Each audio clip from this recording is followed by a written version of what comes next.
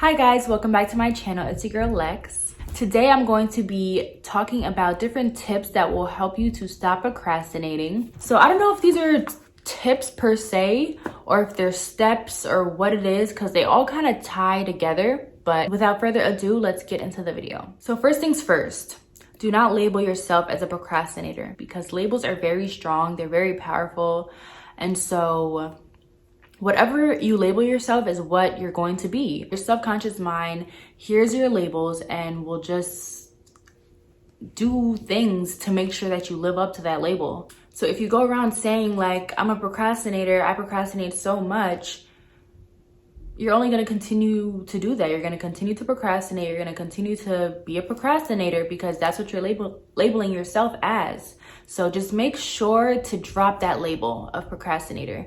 And if you're going to say anything about procrastination, say I used to procrastinate or I used to be a procrastinator, but not anymore. Like in this moment, you're no longer a procrastinator going forward. Even if it's not fully true yet, even if you haven't fully like stopped procrastinating, just make sure you don't label yourself as a procrastinator. Make sure that, like I said, you use past tense if you are referring to the word.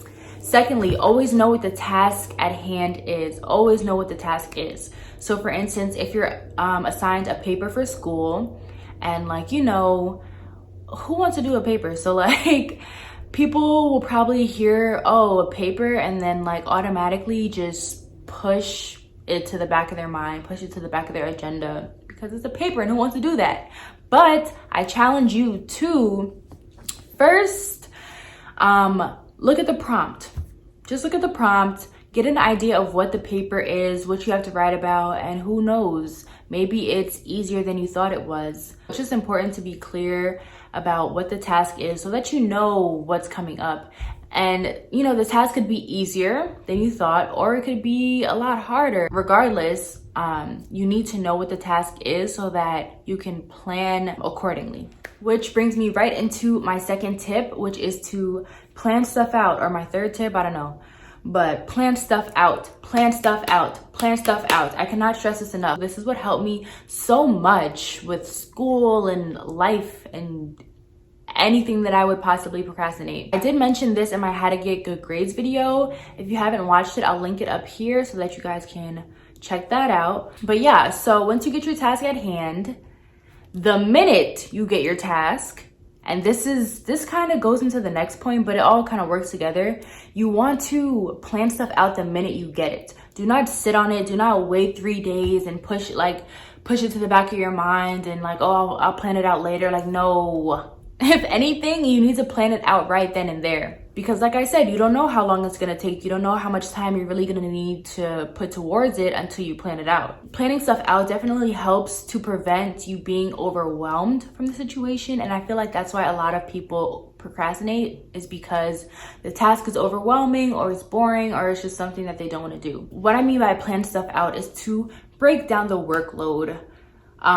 Break it down into days, into hours, into weeks, whatever the case is. Just break it down. Let's take the workload and divide it by the amount of time that we have. That way, your work or whatever the task is just becomes a lot more manageable. So for example, if we have an essay to write, like a high school essay, 3 paragraphs. Monday, I'm gonna write the intro paragraph. Tuesday, I'm gonna write the body paragraph. Thursday, I'm gonna write the conclusion, and then I'm done. Versus pushing it to the back of your mind. It's due on Friday. Thursday night, you're like, oh man, I gotta write this whole essay, all 3 paragraphs right now. Like, no, that's all of that is eliminated when you plan stuff out. This ties right into my next point, which is to set goals, set deadlines. So if it's like a school assignment or a work assignment, most likely they're already gonna have a deadline set for you. So you kind of just have to go with their deadline. But if it's something that you're doing for yourself, for instance, if you are trying to start a business, for example, and you want to work on your business, or you want to add more products to your website, whatever the case is, set a goal of, okay, I want to have 10 new products on my website by Sunday. It's currently Monday. Or whatever the case is, like just set goals for yourself.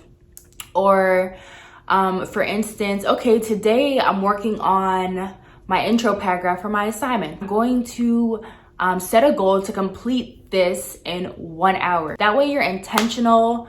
When you're doing the task at hand, you're very intentional about getting it done. You're intentional about getting it done quickly and yeah, in a timely manner. Another tip I would say is to take breaks in the middle of your task, in the middle of whatever it is that you're doing. Make sure you take breaks. If you find that it's starting to drain you, that it's just been hours of doing it and now you're kind of just like, damn, I still have so much to get done. Instead of just quitting for the day and like throwing in the towel, take a little break, watch an episode of something, scroll on your phone for a little bit, grab a little something to eat, whatever it is, do something to step away from the task at hand.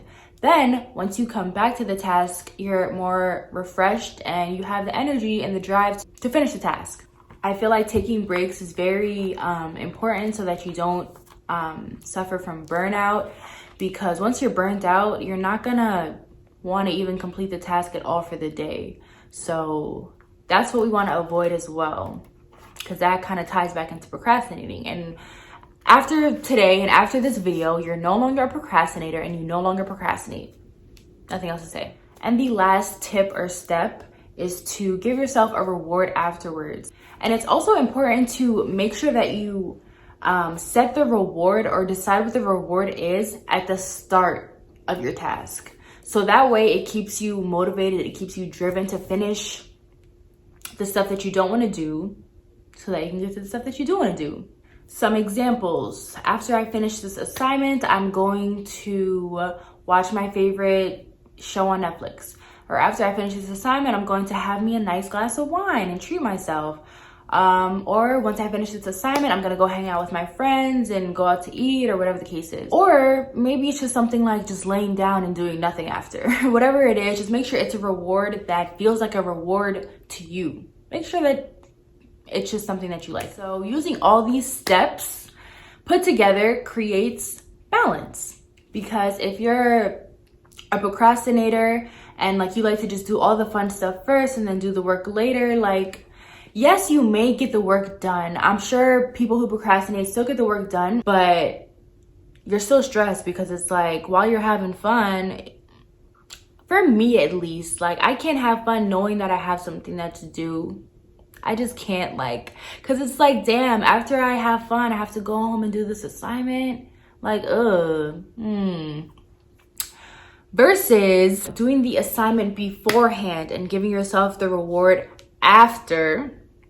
Because then it's like, okay, I did my assignment, I feel good, I got nothing to worry about, now I can go out or do whatever it is and enjoy myself and just not have anything to worry about. And like I said, that's how you create balance. And so if you just keep on doing this process with each task, you're just never gonna procrastinate, and everything's just always gonna be situated, everything's always going to be manageable, everything's always going to be broken down into little tasks, and you're always just going to be able to get it done with ease. So for the procrastinators out there, or for the people who used to be procrastinators, because like I said, after watching this video, you are no longer a procrastinator, you no longer label yourself as a procrastinator, and you don't procrastinate anymore, period. But anyways, for those people who used to procrastinate, just try this out once. Just try this once. Instead of procrastinating with your assignment, use the steps that I just mentioned and see how you feel.